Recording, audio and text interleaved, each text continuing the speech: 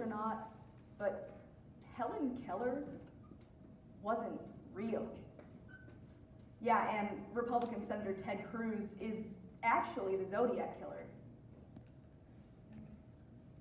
The Earth is flat, the moon landing never happened, 44th President Barack Obama isn't American, Donald Trump has fabulous hair, wildfires in California were caused by space lasers, and water is wet.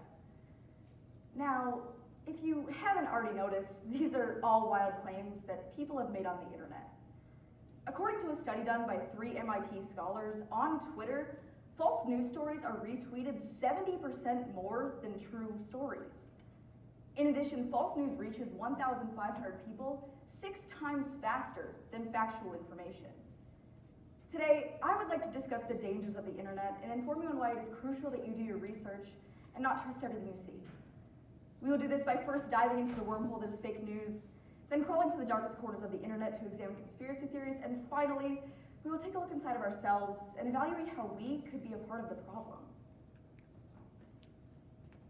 First, let's dive into the wormhole that is fake news. A term popularized by former President Donald Trump, fake news is exactly as it sounds. News that is either partially or fully false. In the wake of COVID-19, we have seen many examples of this.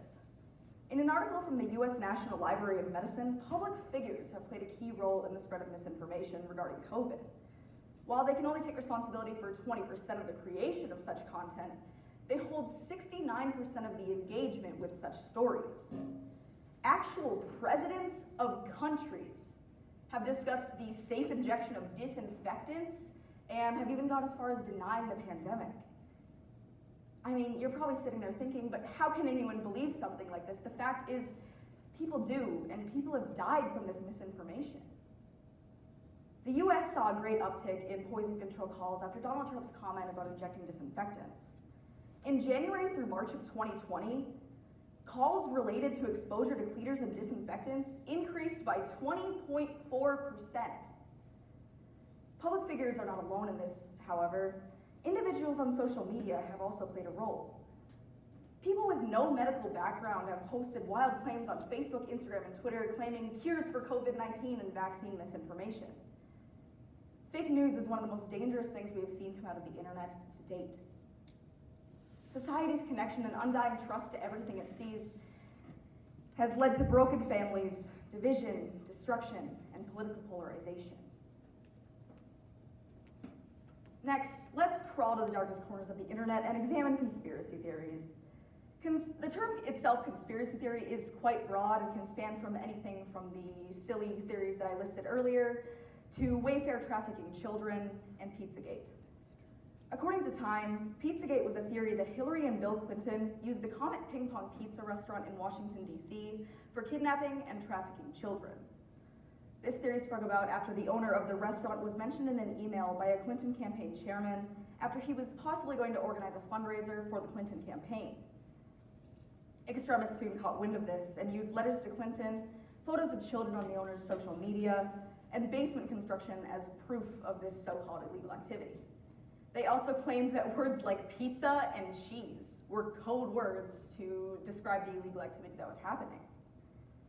Protesters gathered outside and demanded the release of the children in bondage, and one man even went as far as walking into the restaurant with a semi-automatic rifle and firing shots. Luckily, no one was killed or injured, but the fact is, a theory on the internet led to nearly deadly consequences.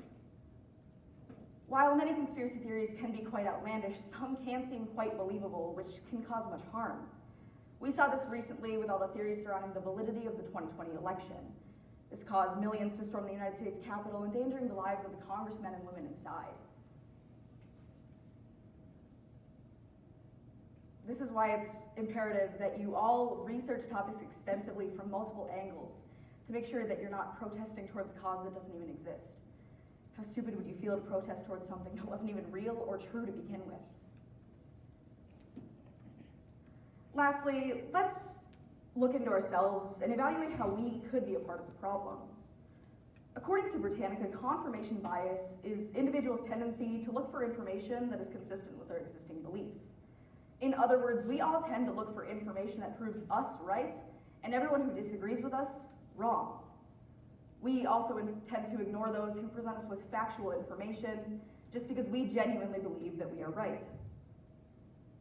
Throughout the COVID-19 pandemic, public health officials have called for us to wear face coverings over our nose and mouth to prevent the spread of the virus. People are either on one of two sides. Masks work and masks don't work. People on both sides have been searching for proof of something that proves their cause to be true. I remember this one time I was scrolling through Facebook comments on a North Dakota Department of Health post after North Dakota implemented a mask mandate, and the comment section was filled with blog posts about why masks don't work. And as many of you know, blog posts are not too credible, as pretty much anyone can post on these forums and claim it as true information. While some of this could be true, the fact is that these people cherry-picked through dozens of sources that proved them wrong, just to find one that proved them right, and that is why confirmation bias is dangerous. It happens on all sides of the spectrum and happens in a variety of different topics, but it is especially dangerous in social and political topics. This is why it's imperative that you do quality research remember that it is totally fine to be proven wrong when presented with new information.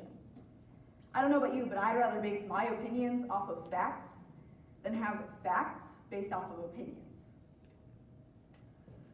On the internet, information spreads faster than ever before. Today, I discuss the dangers of the internet and inform you on why it is crucial that you do your research and not trust everything you see. We did this by first diving into the wormhole that is fake news, then we crawled to the darkest corners of the internet to examine conspiracy theories, and finally, we took a look inside of ourselves and evaluated how we could be a part of the problem. Thus, I encourage you all to do extensive research on topics you are unfamiliar with to prevent the spread of false information. Look at sources from all sides to get the most comprehensive view of the topic at hand. And most importantly, remember that while it may seem believable, it may not be true. Oh, and by the way, Helen Keller was real and Ted Cruz is not the Zodiac Killer.